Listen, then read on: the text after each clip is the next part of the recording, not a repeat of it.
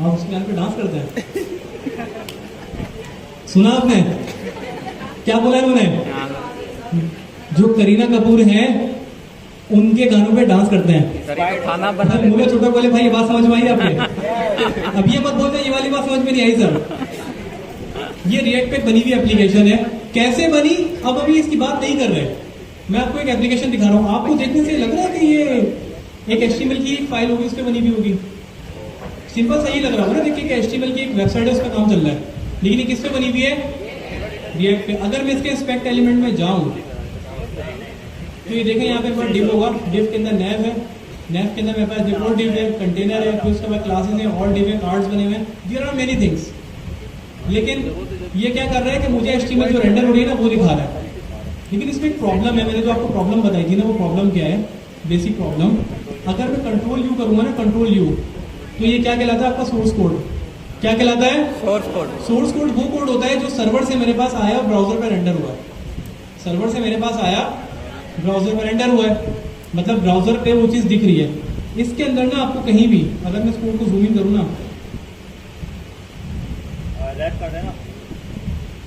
Basically वो उसने वो किया, मिनिफाई किया हुआ है। अगर मैं ID टू, ये देखें, ये ID रूट लिखा हुआ है यहाँ पे, इसके अंदर कोई और डिव है। अब प्रॉब्लम पता है यहाँ पे क्या आती है? रिएक्ट के साथ प्रॉब्लम ये आती है, जब वो सर्वर से कोई डेटा आपके पास भेज रहा होता है तो वो क्या करता है? वो एज जावास्क्रिप्ट के बंडल के तौर पे भेजता है। कैसे भेजता है? जावास्क्रिप्ट का जो आपका बंडल होता है ना, जावास्क्रिप्ट के अंदर आपकी एप्लीकेशन पूरी रैप होती है, उसके अंदर भेजता है। प्रॉब्लम क्या होती है? मैं आपको एग्जांपल देकर समझाता हूँ। आप मुझे बताएं कोई चीज खरीदनी है, बताएं। कोई लैपटॉप खरीदना है, क्या खरीदना है? लैपटॉप। लैपटॉप, लैपटॉप फ्रॉम दराज, ठीक है? कहां से खरीदना है? दराज से। अब आप देख रहे हैं कि लिखा हुआ है बाइंग लैपटॉप्स, तो ये सारी चीजें, तो ये सारा डेटा यहाँ पे लिखा रहा है। किसकी मदद से आ रहा है? किसकी मदद से आ रहा है? नहीं, ये क्या कर रहा है? जो आपका गूगल का जो सर्च इंजन है ना, वो जा रहा है दराज डॉट वेबसाइट को सर्च कर रहा है और वो डेटा लाके दिखा रहा है। लेकिन पता है प्रॉब्लम क्या है? यहाँ पे मैं आपको दिखाता हूँ। पहले एक काम करते हैं, दराज डॉट पीके पे लैपटॉप खोल देते हैं। खोले मैंने ये सारे, ये कैसे लैपटॉप है? ठीक है, ये क्या है भाई? भाई इसमें लैपटॉप भी हैं, आप देखने की कोशिश करें, दिखेगा आपको? दिखे लैपटॉप? अगर मैं इसको यहाँ पे कंट्रोल यू करूं तो ये देखें HTML का पूरा पेज नजर आ रहा है मुझे लिखा हुआ है यहाँ पे नीचे तक। ये आ रहा है? yes, पूरा पेज नजर आ रहा है, HTML का लिखा हुआ है? नहीं आ रहा? yes, लेकिन हमारी एप्लीकेशन में नजर आ रहा था? no, तो प्रॉब्लम क्या होती है? जब सर्वर पे होता है क्या, जब आप सर्च करते हैं ना, तो गूगल क्या करता है? बिहाइंड द सीन आपकी वेबसाइट को जाके सर्च करता है। क्या करता है? सर्च करता है। वो जाता है उसके अंदर, उसको क्या दिखता है? ID root. क्या उसके अंदर कोई HTML के एलिमेंट्स हैं? तो वो उसको रीड नहीं कर पाता, जिसकी वजह से आपकी वेबसाइट कभी भी पहले पेज पे रैंक नहीं हो पाती। अब पॉइंट समझ में आया? इतनी लंबी पूरी जो मैं कहानी कर रहा था, क्यों कर रहा था? अच्छा, अगर SEO नहीं होगा, ये क्या काम कर रहा है? दराज डॉट पीके, इसने भी कोड रिएक्ट के ऊपर लिखा हुआ है, लेकिन ये क्या करता है कि बैकएंड पे जब ये कोड जनरेट करता है तो उसको HTML में कन्वर्ट करके फ्रंट एंड पे भी HTML में ही भेजता है, वो जावास्क्रिप्ट के बंडल के अंदर नहीं भेजता, जिसकी वजह से क्रॉलर्स को रीड करते हैं और पहले पेज पे इसको लेकर आ जाते हैं। ये एक मेन प्रॉब्लम थी जिसकी वजह से आपके पास नेक्स्ट.जेएस आई। यहां तक कॉन्सेप्ट क्लियर हो गया? अब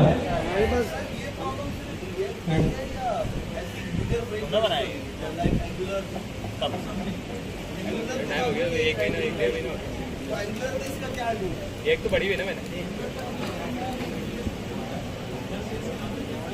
वैसे बनाया, वैसे बनाया।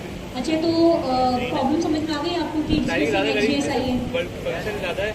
जो मेन इशू है वो SEO का इशू।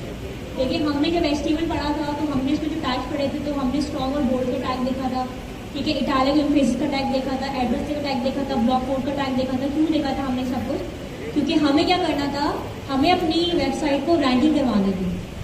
जब हम मेटा डाटा हमने पढ़ा था, जब मेटा टैग्स पढ़े थे हमने, तब हमने देखा था डिस्क्रिप्शन में भी चीज़ें आ रही होती हैं, किस तरीके से हम मेटा की हेल्प से अपना SEO को फ्रेंडली कर सकते हैं और हम अपनी ऐप को ऊपर मतलब ज़्यादा वो कर सकते हैं, सर्चेबल कर सकते हैं, फेमस कर सकते हैं, ये हाई रैंकिंग पे ला सकते हैं। इसी तरीके से जब आप लोग उसकी फाइल को देखेंगे तो आपके पास वो SEO कीवर्ड्स होते ही नहीं है, जो आपको कंट्रोल+U करके आपको नजर आ रही है वो चीज़, तो आपको आपके पास वो चीज़ नहीं आ रही SEO की, जिसकी वजह से आपकी जो वेबसाइट है अगर वो न्यू है, जैसे कोई न्यू ई-कॉमर्स बनाई है आपने, तो वो आपके सामने रेंडर नहीं होगी गूगल के ऊपर उस रैंकिंग के ऊपर जिस रैंकिंग पे सेम वेबसाइट रैंक हो रही है। मे बी आपके पास डाटा ज़्यादा अच्छा हो, चीज़ें ज़्यादा अच्छी हो, लेकिन SEO से बहुत फर्क पड़ता है।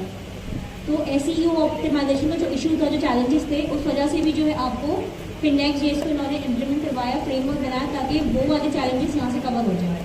तो Next.js ओनली Next.js नहीं है, Next.js प्लस React.js है, यानी कुछ एलिमेंट React के लिए गए उसके अंदर, कुछ चीज़ें जो है वो Next की है। जैसे कि सिंगल पहले एप्लीकेशन तो UI बनाते सर ने सबसे पहले क्या बताया था आपको, React.js क्या कर रहा है आपकी UI बना रही है, यानी हसीन खूबसूरत UI आपको नजर आ रही है देखने में, जिसकी वजह से आप जो है यूजर अट्रैक्ट होता है। ऐसे ही है ना, मैंने आपको लास्ट में बताया था कि अगर एक येलो कलर की UI या पिंक कलर की UI आपको नजर आएगी सामने ब्राउजर पे, तो आप 1 मिनट ज़्यादा नहीं बैठ सकेंगे वहाँ पे, मतलब उसको स्क्रॉल नहीं करेंगे, आपको चेंज कर देगा वेबसाइट। इसी तरीके से जब React आपको खूबसूरत UI देता है, लेकिन वो आपको फुल स्टैक नहीं देता, सिर्फ UI पे काम कर सकते हैं, फिर आपको उसकी डिफरेंट स्टैक के डाटाबेस के लिए या बैकएंड के लिए दूसरी चीज़ें यूज़ करनी पड़ती हैं। तो लेकिन जब Next.js आया तो उन्होंने इस प्रॉब्लम को देखते हुए Next.js को इस तरह बनाया कि उसके अंदर आप फुल स्टैक काम करते। फुल स्टैक मतलब ये कि आप लोग बैकएंड पे भी काम कर सकते हैं इसके, और डेटाबेस के थ्रू भी इसको आप यूज़ कर सकते हैं Next.js को। तभी जो है Next.js जो है वो बहुत ज़्यादा पॉपुलर हो गया मार्केट के अंदर। यहाँ पे इनफैक्ट अभी राइट नाउ अगर आप इंडस्ट्री देखें तो, या आप खुद भी मेरी बात पे यकीन नहीं भी आप करें तो आप खुद जॉब रिसर्च करें तो आपको जो React डेवलपर की जॉब्स है ना वो बहुत कम नजर आएंगी।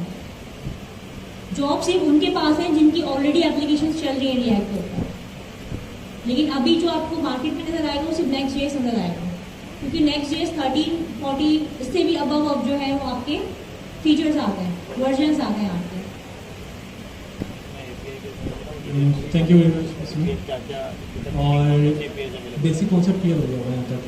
अभी हम नहीं गए, मैं फिर कह रहा हूँ, हम नहीं गए कि React की बेसिक डिटेल क्या है, रेंडर किस तरीके से करती है, बिहाइंड द सीन मैकेनिज्म क्या होता है, हम ये कुछ टारगेट नहीं कर रहे हैं। ये सब हम कहाँ पढ़ेंगे, Next.js। ठीक है, Next.js क्या है, React के ऊपर एक और क्या है, सॉरी रैपर है, फ्रेमवर्क है। ठीक है, आपको क्लियर जो सिस्टर ने खड़े सवाल किया था, आपको क्लियर हो गया ना कॉन्सेप्ट?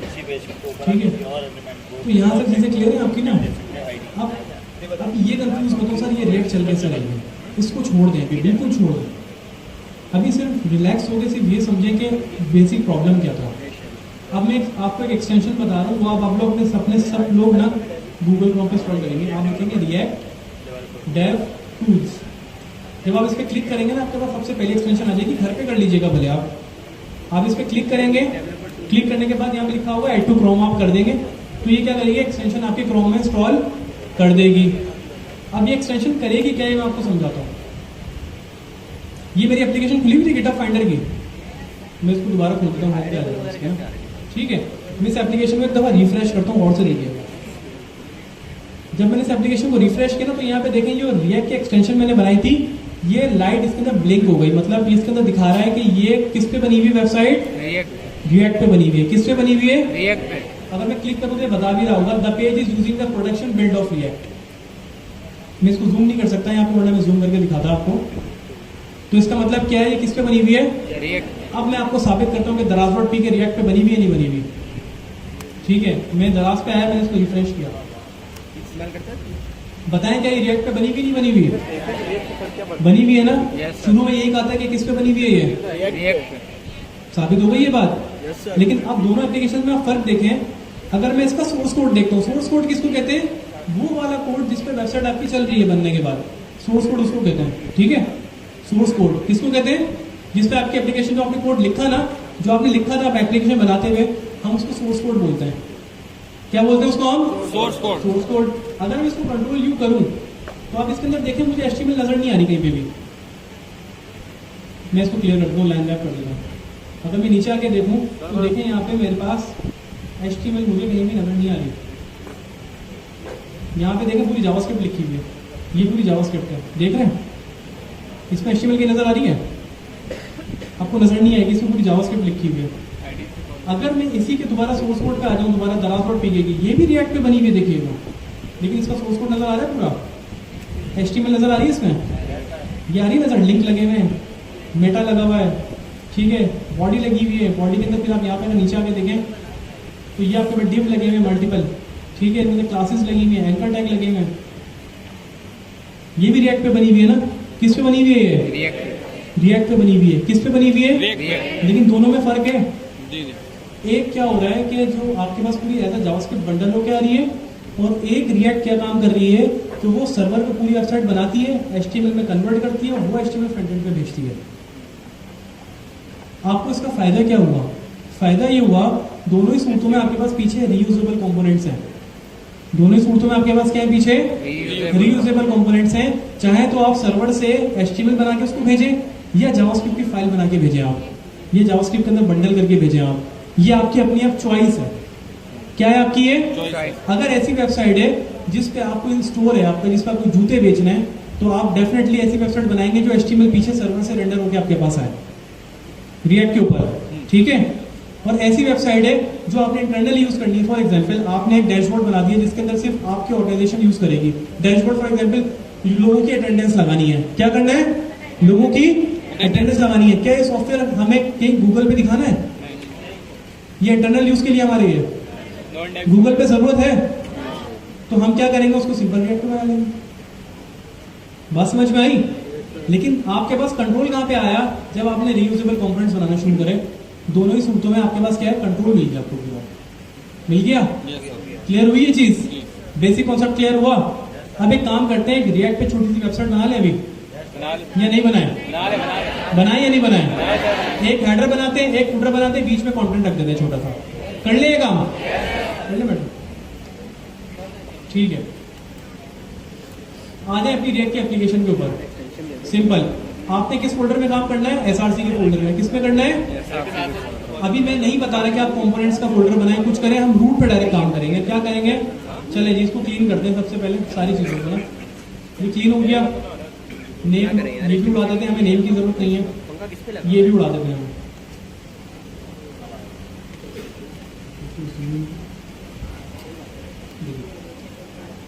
ठीक है, मैंने नेम का कंपोनेंट भी उड़ा दिया। मुझे सबसे पहले कौन सा कंपोनेंट बनाना है? हेडर। क्या बनाना है? हेडर। तो मैं हेडर का कंपोनेंट बना लेता हूं। कैसे बनाऊंगा? डायरेक्ट बनाता है, फोल्डर नहीं बनाते, डायरेक्ट बनाते हैं बिल्कुल। क्या करें? हेडर। कैसे बनाएंगे बताएं? कैसे बनाएंगे? सिंपल सिंपल रखते हैं, हेडर डॉट ESX। चले भाई, इसके अंदर आ गए। अब इस पे कोडिंग शुरू करते हैं। अब हम फंक्शन लिखेंगे, उस कंपोनेंट का नाम क्या होगा? हेडर। ठीक है, हेडर लिखा, मैंने एंटर कर दिया। सर जी, हम इसे शॉर्ट फॉर्म RAFCE से भी तो ला कर सकते हैं, अप टू यू। ठीक है, यहाँ तक क्लियर है? Yes sir. अब यहाँ से हम क्या करवाएंगे? रिटर्न करवाएंगे हेडर। हमें हेडर बनवाने के लिए क्या क्या चीजें चाहिए होंगी? क्या क्या चीजें चाहिए होंगी? लोगो है, लिंक है और बटन होगा। चलें सिंपल रखते हैं।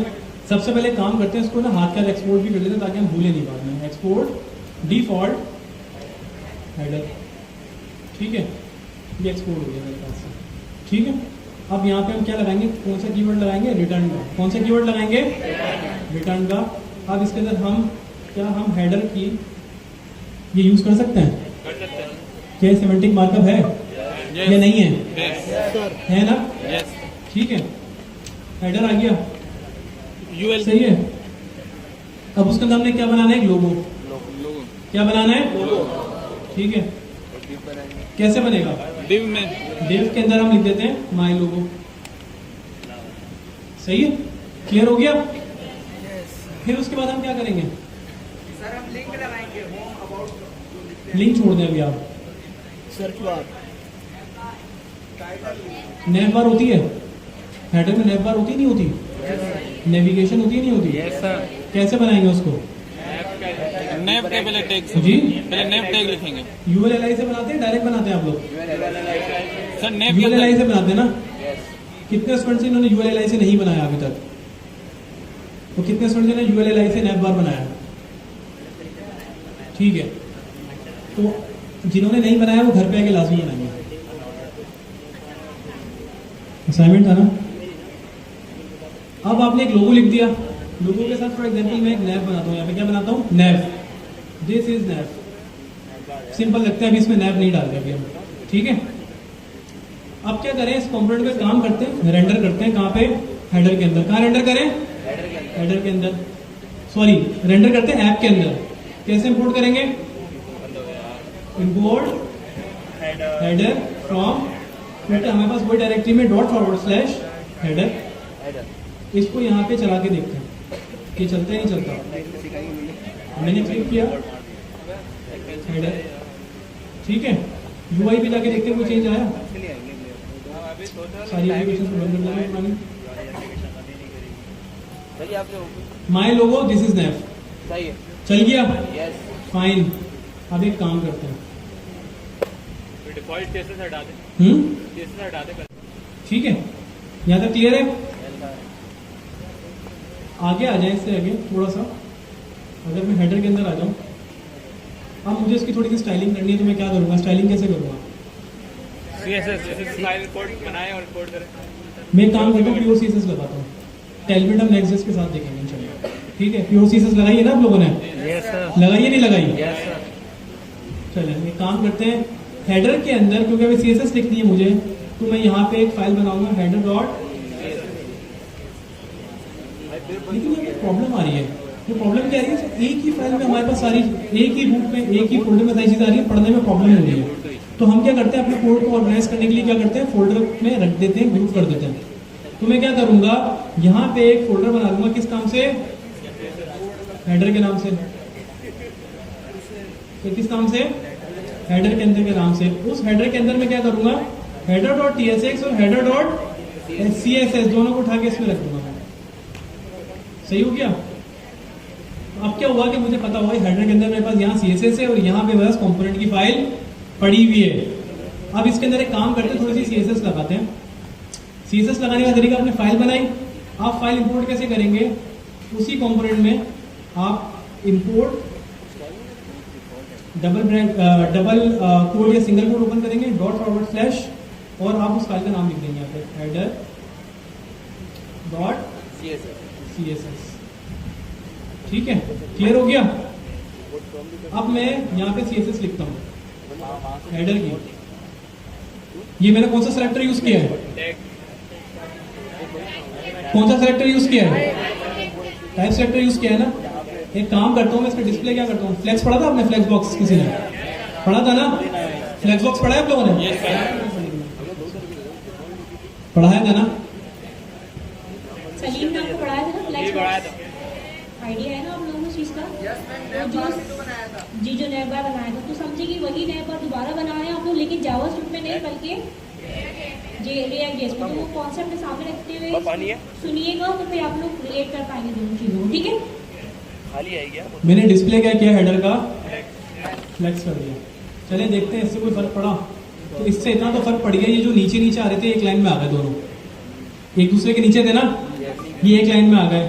अब मुझे क्या करना है, एक और काम करना है,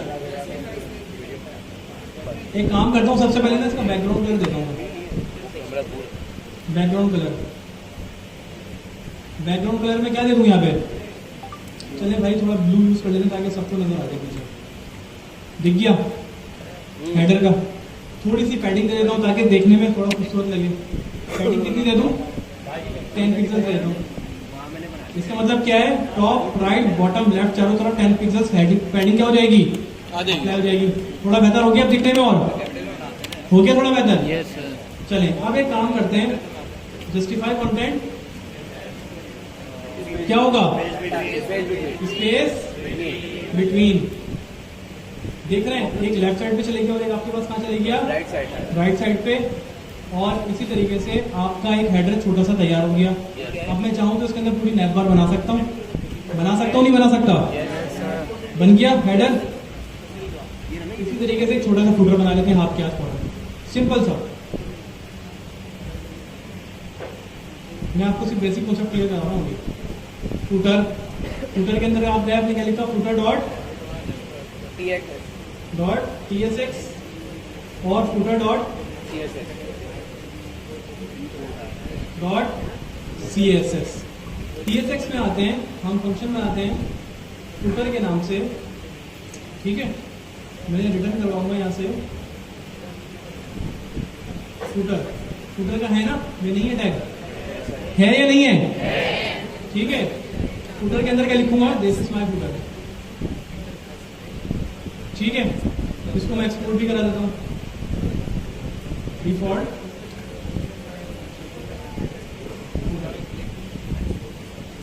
क्लियर हो गया यहाँ तक। फुटर बना रहा हूँ अब मैं, अब देख रहे हैं मेरी यूआई कैसे टूट रही है, अलग अलग, हेडर अलग हो गया, फुटर अलग बना रहा हूँ। अब इसके अंदर मैं क्या करता हूँ, मैं CSS की फाइल भी इंपोर्ट कर लेता हूँ। इंपोर्ट क्या इंपोर्ट करनी है मुझे, footer.css। अब आ जाए CSS में, अब मैं यहाँ पे दोबारा टाइप सेलेक्टर यूज करता हूँ। अब मैं क्या करूँ, इसकी बैकग्राउंड कलर क्या दूँ, उसका एक्वा दे दो, क्या दूँ, एक्वा पिंक दे देता हूँ, चलेगा पिंक, ठीक है। अब फरमाइशें छोड़ देना अभी थोड़ी देर के लिए, अच्छा बुरा अभी छोड़ दें।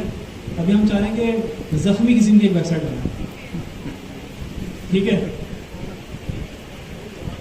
ठीक है। फुटर आ गया ये, इसका हम इसके अंदर भी पैडिंग दे देते हैं भाई 10 पिक्सल्स।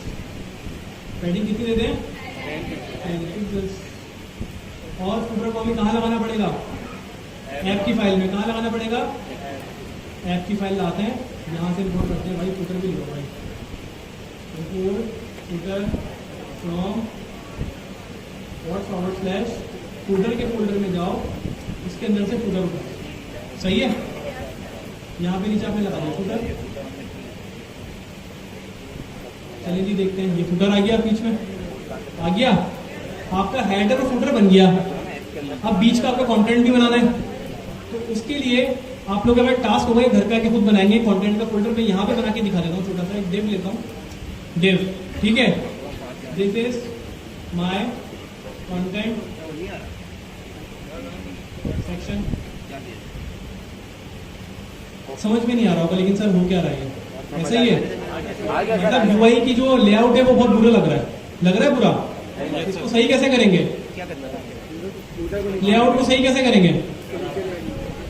एक काम करते हैं, क्या यहाँ पे मैं इनलाइन CSS दे सकता हूँ, दे के देखते हैं। चलिए, जब आप इनलाइन CSS रिएक्ट में देते हैं तो कैसे देते हैं पता है आपको, ऑब्जेक्ट के अंदर, ऑब्जेक्ट की फॉर्म में देते हैं। किस फॉर्म में देते हैं, ऑब्जेक्ट। अच्छा, अब मजे की बात है, और उससे पहले मैं आपको एक चीज समझाता हूँ। रिएक्ट में एक फायदा ये भी है कि मैं यहाँ पे जावास्क्रिप्ट भी लिख सकता हूँ रिएक्ट के अंदर। क्या कर सकता हूँ, जावास्क्रिप्ट लिख सकता हूँ। कैसे लिख सकता हूँ, जब भी आपको रिएक्ट के अंदर या JSX के अंदर, ये आपकी JSX है पूरी, जो आपको HTML लग रही है ना देखने में, ये JSX कहलाती है। इसके अंदर अगर आपने क्या लिखनी है, जावास्क्रिप्ट लिखनी है, तो आप इसके लिए कर्ली ब्रेसेस लिखेंगे। इसके अंदर क्या लिखेंगे, कर्ली ब्रेसेस। तो ये रिएक्ट समझ जाता है इसके अंदर अब जावास्क्रिप्ट का काम हो रहा है। अगर मैं यहाँ पे 2+2 कर दूँ तो क्या ये आउटपुट आ जाएगा, ये नहीं आएगा, चला के देखते हैं। आ गया 4, शुरू में आ गया 4।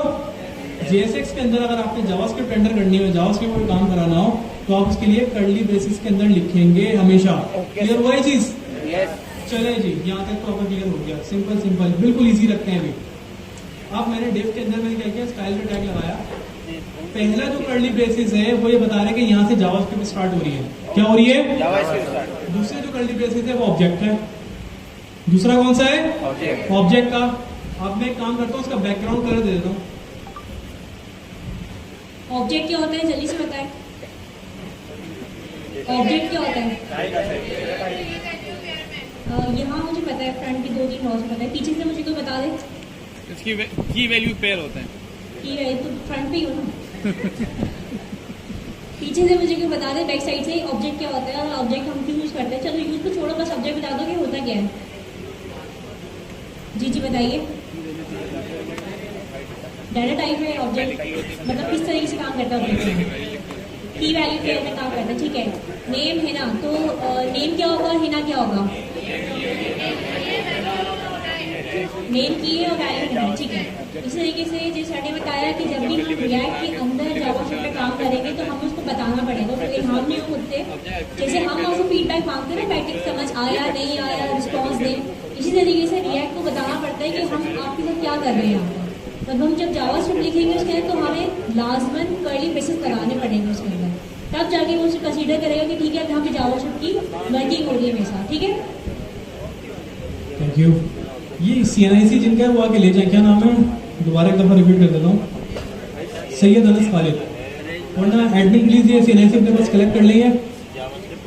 हाँ अच्छा, इनका घर का एड्रेस भी है,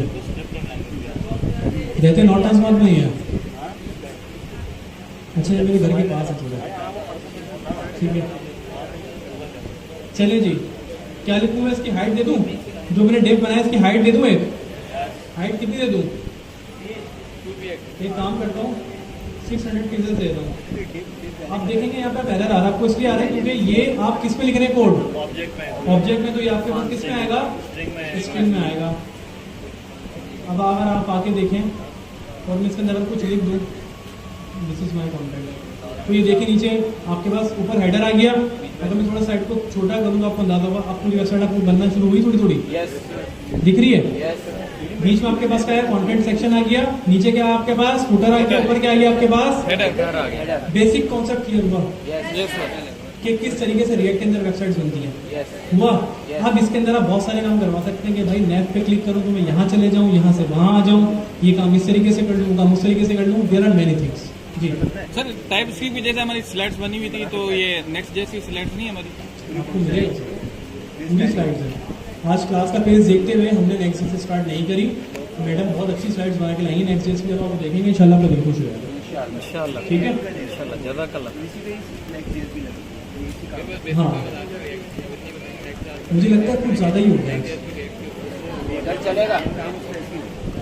हमने कुछ भी नहीं किया। हमने शुरू का 1 घंटा क्या किया, 1.5 घंटा HTML CSS की, फिर हमने देखा कि रिएक्ट क्या काम करती है, फिर हमने क्या काम किया, हमने देखा कि भाई के सर्वर क्या होते हैं, लाइब्रेरी क्या होती है, फिर हमने देखा कि सर्वर साइड रेंडरिंग क्या होती है, तो किस तरीके से वो डेटा आता है, रिएक्ट किस तरीके से काम करती है, UI क्या होती है, और हमने एक एप्लीकेशन इंस्टॉल करके 3 कॉम्पोनेंट बनाए। बस क्या किया हमने, 3 कॉम्पोनेंट बना लिए। बनाए। इसकी स्लाइड नहीं है, हाँ अब आप कंप्लीट करें जी। अच्छा एक और बात देखें, मैं एक बात बताऊँ आपको,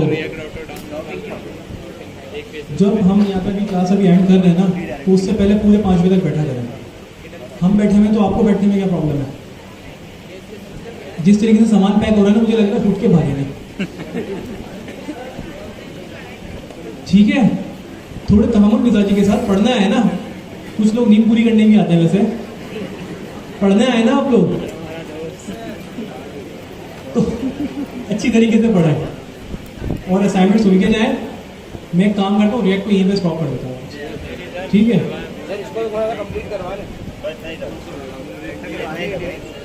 मैं आपको छोटी सी बात बताती हूँ। सर अमीन को सब जानते हैं,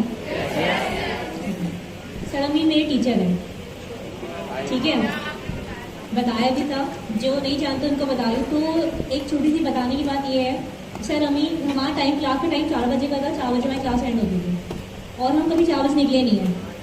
4:30, 5, 5:30, 6, 6:30 तक क्लास लेके जाते थे और मजाल हो कि हम उनको डिसरिस्पेक्ट करते हुए खड़े हो जाए सीट से। एहतराम नामी चीज़ होती है ना, कि टीचर बैठा हुआ है, किसके लिए बैठा हुआ है, उसको पैसे थोड़ी मिल रहे हैं कि 1 आवर ऐसा पढ़ाने के आपको ओवर टाइम मिल जाएगा, 5,000 रुपये मिल जाएंगे या $2,000 मिल जाएंगे, ऐसे तो नहीं है। तो टीचर किसके लिए बैठा हुआ है, हमारे लिए बैठा है, हमें समझाने के लिए बैठा हुआ है, पढ़ाने के लिए बैठा हुआ है। और हमने क्या किया कि हमारा घड़ी में 4 बजे घंटी बजी और हम सीधा आउट क्लास से। तो अगर 10 मिनट बाद भी घर पहुंचेंगे तो आपने घर जाके कोई खुदाई नहीं करनी अपने घर में, या कोई आपने रास्ता नहीं निकालना नया, ऐसे ही है ना। तो 10-15 मिनट लेट पहुंचेंगे तो कोई घर में बिगड़ने वाला नहीं है। तो फर्स्ट पॉइंट। सेकेंड ये है कि असाइनमेंट आप लोग अभी नोट कर लें, क्योंकि लास्ट क्लास में भी आधे लोग जा चुके थे, फिर पूछे थे असाइनमेंट क्या है। तो रिएक्ट आप लोगों ने पढ़ ली है, रिएक्ट पे एप्लीकेशन कैसे इंस्टॉल होती है, रिएक्ट का क्या बैकग्राउंड है, आपको पता चल गया, पता चल गया, समझ भी आ गया, ठीक है। असाइनमेंट ये है कि आपको टू डू लिस्ट बना के लेके आनी है, ठीक है। एक टू डू लिस्ट की जो है एप्लीकेशन बना के लेके आनी है आपने, बेसिक, जिसके अंदर टू डू लिस्ट क्या होती है आपकी, चावल खरीद लिए, टिक हो जाए उसके ऊपर, खाना बन गया टिक हो जाए, पढ़ाई कर ली टिक हो जाए, यानी कि जो जो आपकी लिस्ट है टू डू में जो आपने काम करने वो सारे काम आ जाए, जो जो आप काम करते जाए वो वहाँ से फिर टिक होने के बाद जाते रहें। थोड़ा डिफिकल्ट हो सकता है लेकिन आप बच्चे नहीं हैं। आप सर ने क्या बोला, क्वार्टर 2 में जा चुके हैं, अब आप लोग बेबी स्टेप नहीं है आप लोगों के पास, थोड़ा एफर्ट करनी पड़ेंगी आप लोगों को अपने साइड से भी। तो टू डू लिस्ट आपने बनानी है, हेल्प आप ले सकते हैं चैट जीपीटी की, वो आपके लिए, लेकिन ऐसा ना हो कि पूरा कोड चैट जीपीटी का छपा हो आपका। तो थोड़ी अपनी एफर्ट जब इनपुट करेंगे आप तो फिर आप लोग समझ में आएगा कि काम कैसे हो रहा है। असाइनमेंट बन जाएगा? Yes ma'am. थर्ड असाइनमेंट है ये, फर्स्ट आपका क्या था? पहले वेबसाइट बनाई, आर्टिकल लिखा। थर्ड असाइनमेंट क्या आपके पास? अब रिएक्ट पेज बनानी है और आप लोग बना कर लेके आएंगे, मुझे ट्रस्ट है आप लोगों के ऊपर, इंशाल्लाह। ठीक है?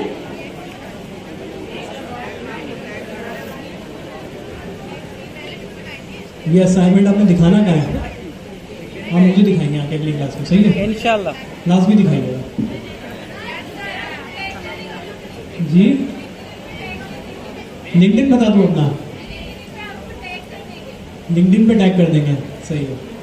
चलें जी, आपने क्या देखा, रिएक्ट की एप्लीकेशन कैसे इंस्टॉल करते हैं, उसको चलाते कैसे हैं, उसमें कंपोनेंट्स कैसे क्रिएट करते हैं, बेसिक चीज़ें सीख ली। एक चीज़ बता रहा हूँ, घर पे जाके वो लाजमी पढ़ेंगे, लिखें यूज स्टेट,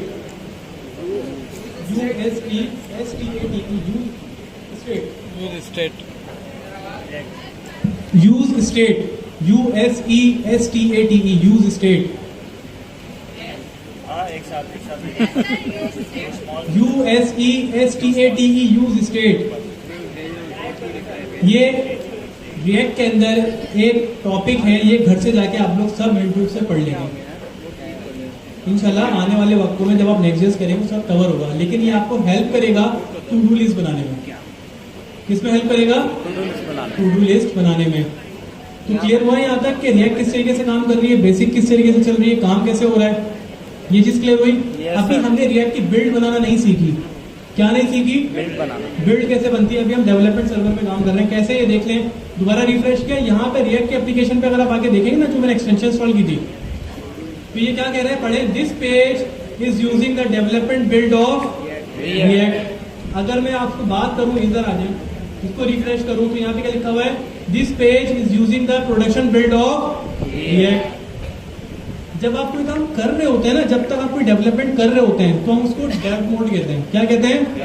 जब कोई काम फाइनल हो जाता है, उसके बाद जब हम डिप्लॉय करते हैं ना, हम उसको प्रोडक्शन कहते हैं। उसकी बिल्ड बनाकर उसको डिप्लॉय कर देते हैं। बात समझ में आई? बिल्ड बनाते हैं क्यों है? बिल्ड इसलिए बनाते हैं, वो आपका जितना भी कोड होता है ना, वो सब बंडल करता है अपने पास। वो बंडल करने के बाद उसको मजीद ऑप्टिमाइज करके वो सर्वर पर रख देता है चलाने के लिए। ठीक है, बात समझ में आई? चीजें क्लियर हुई यहां तक? ये बताएं कि अभी 5-7 मिनट है वैसे, तो मैं आप लोगों से आज की क्लास का फीडबैक लेना चाहूंगा। How was the class? बेहतरीन।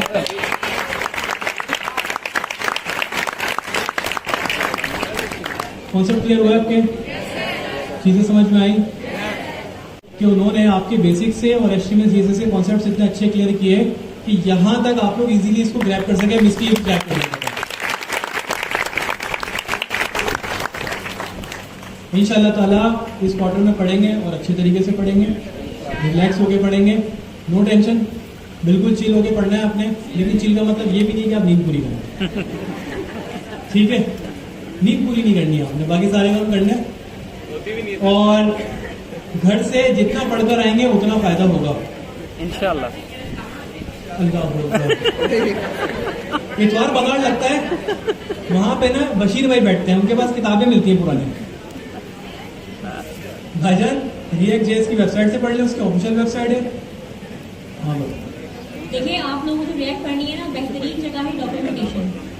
आप उसकी डॉक्यूमेंटेशन खोलें और खोलने के बाद जो है आप फिर रिएक्ट को पढ़ेंगे, रिएक्ट काम कैसे करता है, क्योंकि आपके पास हर डॉक्यूमेंटेशन में आपको एग्जाम्पल दी गई है, ठीक है? तो एग्जाम्पल के थ्रू भी आपको अंडरस्टैंड कर सकते हैं, पहली चीज़। दूसरा, आप जो आपको असाइनमेंट दिया गया है, उस असाइनमेंट में जो आज आपने पढ़ा है 75 से 80% बल्कि 100% कवर हो जाएगा सारा। और मैं आपको एक और गारंटी दे रही हूँ, अगर वो असाइनमेंट बनाकर आ गए आप लोग, तो मेरी आप बिलीव करें इस बात से कि जो नेक्स्ट ईयर से आप पढ़ेंगे ना, और बाकी क्लास सबसे आगे होंगे आप इंशाअल्लाह। उसका रीजन ये है क्लासेस आगे होने का। देखिए, एक हेल्दी कंपटीशन होना चाहिए। एक हेल्दी कंपटीशन करें आप लोग अपने अंदर, सब इंडिविजुअल आग लगाएं अपने अंदर, पैशन एक आग लगा के रखें जिसमें आप लोग बैठे नहीं रियल टाइम सकते। इसकी ना वैल्यू चेंज होती है। ठीक क्या है, बोला, रिपीट करें? मैंने कहा आग लगा के रखें अपने अंदर। इससे पहले बताऊं क्या बोला? जल इससे जाएंगे। पहले मैंने बोला कि अगर आप टू डू लिस्ट बना लेते हैं तो समझिए कि आपने एक माइलस्टोन अचीव कर लिया, और जब आप नेक्स्ट ईयर पढ़ेंगे ना तो बहुत जल्द आप नेक्स्ट ईयर 2 से 3 क्लासों में सबसे सुपीरियर बैच हो जाएगा बाकी क्लासेस से। इंशाल्लाह। आप देखेंगे अपने आप को, ये मैं आपको गारंटी से बोलूँगी। ये to do list plus point sir Usama भी है हमारे पास, तो ये तो समझिए कि सोने में सुहागा हो गया आप लोगों के साथ। सर, ये टू डू लिस्ट ठीक है। रिएक्ट पे बनानी है? रिएक्ट पे हाँ रिएक्ट पे बनानी है, एप्लीकेशन रिएक्ट पे बनानी है, ठीक है। नेक्स्ट पे नहीं बनानी, रिएक्ट पे बनानी है, ठीक है।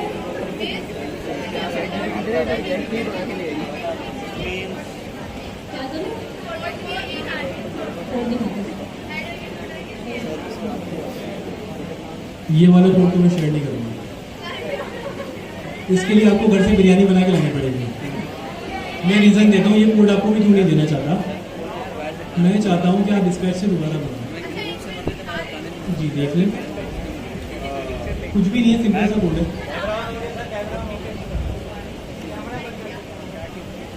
क्या करूँ?